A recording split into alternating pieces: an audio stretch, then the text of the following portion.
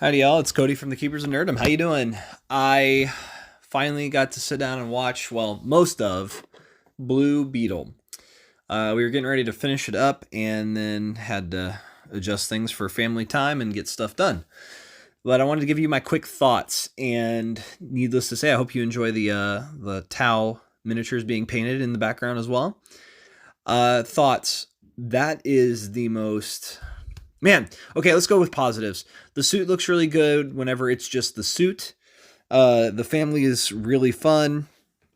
Very interesting, like, concept of a story was there. Uh, but really, man, it's hard. It's so hard. I wanted to be positive and just enjoy the film, but it doesn't do very well. First off, at the beginning of the Blue Beetle suit, showing its stuff off, it's Jaime's not even in control of the suit, so it's pretty boring. Like you're literally just watching the computer program thing and the Beetle itself run the suit, and it's terrible. Like it's just boring in that. The family is more powerfully interesting in a way than Jaime, and he's like don't want to off anybody, and yet the family doesn't care at all, and it's like played for laughs, and they are entertaining, but whenever you get done with the movie after a while, or even just watching it, you kind of feel like you just watched a generic superhero movie, because guess what, that's exactly what you did.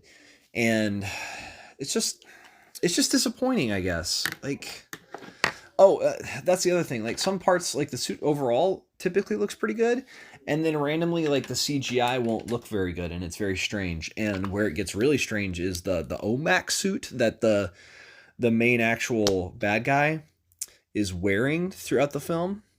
Like whenever he puts it on, and especially at the very end where he gets it like fully upgraded, it looks like just cheesy. I mean, it just doesn't look good. Like something is just wrong with it. It looks very CGI'd. And I hate this. I wanted to be positive, but it just there I don't know what they were thinking with this film. They put a ton of money, I guess, into it, and what did they come out with? It's a movie that your hero isn't really that interesting, and it's just a just believe in yourself kind of movie. And those never work as superhero movies. They bomb, and they fail, and it's not a surprise, and it never should be, and it's happens over and over again, and then they're shocked when they don't make back a lot of money with them, or potentially any, right? And we're about to see Aquaman 2. It's just lots of CGI and lots of quote unquote epicness, but I don't think it's going to do very well. Well, because of, at this point, people have labeled it superhero fatigue, but it's really bad movie fatigue, because whenever you started paying attention to the Blue Beetle movie, what you started to realize is it's actually just an Iron Man 1 wannabe. It really is an Iron Man 1 wannabe, and it's not as good as Iron Man 1. It's not. It just isn't as good as Iron Man 1, and yet the initial thing is like, give me a test drive, and it does, and it's like the Iron Man scene where he's in the Mark II taking it for a test flight, and it's super super weird that that's what they went for. So yeah, it really did.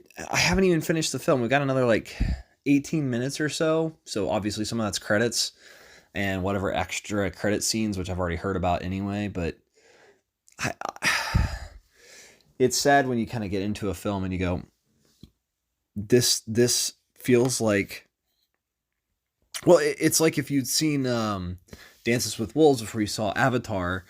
It's a repeat of an older film. And in this case, it's a repeat in ways of Iron Man 1 with some different tones to it as well. Because Jaime is nowhere near as interesting or as funny as Tony Stark by any means, and his family fills in those gaps. So there are changes, obviously, but it just has similarities there that, well, I mean, you think about it. The Blue Beetle is a suit of armor that he dons and powers him up, and they use it in this film to copy its design to make a suit for the bad guy. And, granted, there are more suits than just the one that the bad guy's using, but that's the focus of the ending fight that I'm sure I'm gonna see in just a few minutes when I watch the rest of it, right? But it feels an awful lot like Iron Man 1 with Obadiah Stane and the Ironmonger. That was done better, right? Done better, done more interestingly. And I'm sad by that, because this movie had potential, but it didn't rise to that potential. It tried. And also, so they get that was the other thing that was really strange. They get into Ted Kord's stuff, and somehow his daughter just knows everything. And I don't know if it ever said that she just like got to go down there, but she somehow knows where his watch is and how to access it and get into all the old tech and stuff that you would think, if this lady knows about it and it's on display in their place, well, then she would have ransacked that place years ago for any and all technology developments, especially because the things that apparently he has down there still are viable, useful tools. It's ridiculous. And one of the things that they find on the Scarab, or whatever he calls the Blue Beetle spaceship thing, is a NES Power Glove that's got a holographic projector that is solid. And it's stupid because it's not very good CGI. It's a Power Glove, which is funny, haha, but it's like, what is going on here? And then somehow the crazy uncle that is driving his truck throughout the movie all of a sudden knows how to drive a fighter jet, in essence, right? Obviously not that fast, but it's still, he just has the ability to drive it. And it's like, you have these skills. I don't remember them saying anything about that. I mean, I missed it. But wow, it's just weird stuff like that that's just kind of sad because it doesn't make sense. And that's the problem I have, unfortunately, with movies anymore, that if you can apply a logic to them and it's not even a real tough logic and they can't hold up underneath the logic, then you have a serious problem. And I think Blue Beetle has some very serious problems because the logic that you apply to it is really basic and it can't hold up against really, really basic logic. For several things, like just the fact that the daughter all of a sudden just knows stuff about Ted Kord's stuff and where everything is. Like, granted, you could probably make a case of, yeah, maybe he showed her some of this stuff, but still, this seems a little excessive, I guess. Just how much she knew about it, but nobody else did, and yet the Ted Kord watch was in the, as a display case item. So it's like, obviously people knew that it was special and had some sort of access stuff. It just doesn't make sense there. I think that's the problem right now with superhero movies, is the last little thing I want to hit is just the logic issues. And unfortunately, we're going to have people in this world, and even if they watch this video, that'll say, no, this movie is great and you're just being too critical.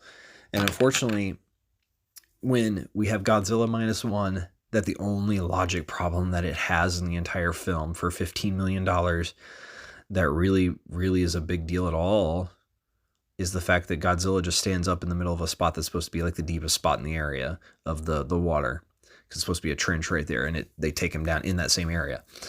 So what is he standing on? Because he clearly, you cannot paddle that hard to get that far up above the water. When that's the biggest logic issue in a $15 million movie, and then you have Blue Beetle, which is hundreds of millions of dollars to make, you've got serious problems, because that should not have logic issues, and it should have a very tight story with very focused and very intentional. And this one was meandering and almost lost in its own idea. What do you think about Blue Beetle? I finally have watched most of it. I'll finish it up sometime soon, I guess, if I do. Just let me know in the comments below, and I want to see what you think about it, because I unfortunately was pretty disillusioned, and I was sad by that. Thank you so much for joining us and joining me for this one. Like, share, and subscribe, and take care, y'all. Thank you. Bye.